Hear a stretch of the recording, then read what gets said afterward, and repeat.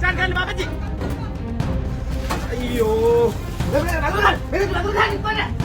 Malu. Ah.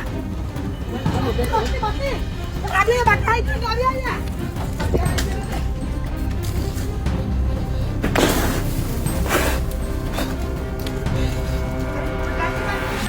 හිරුෂ්ඨාමයවර කිරුළ දිනාගත් චමෝත් කවිශ්කගේ මෝටර් රථයට කිසියම් පුද්ගලක විසින් ගිනි තබා තිබෙනවා. ඒ අනුරාධපුර පිහිටි ඔහුගේ නිවසේ මෝටර් රථය නවතා තිබියදී.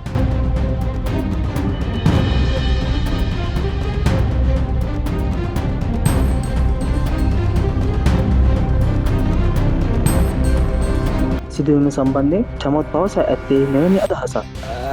පාන්දර 1:42 වෙලාව මගේ වාහනේ මේ වෙද්දී කවුරු හරි ගෙදරට ඇවිල්ලා ගෙදර නතර කරලා තිබ්බ වාහනේට පෙට්‍රල් ගහලා ගිනි තියලා තියෙනවා. මං එළියට පයිද්දී වැඩේ ඔක්කොම වෙලා ඉවරයි.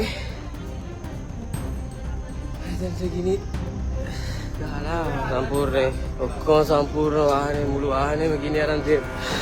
ටිටිං ගාලා සද්දයක් ආවම මං එළියට එද්දී ඔක්කොම ගිනි අරගෙන ඉවරයි. බොහොම ස්තුතියි මේ කරපු කෙනාට. බොහොම ස්තුතියි. මේ ඔක්කොම ගිනි අරගෙන තියෙන්නේ. Thank you.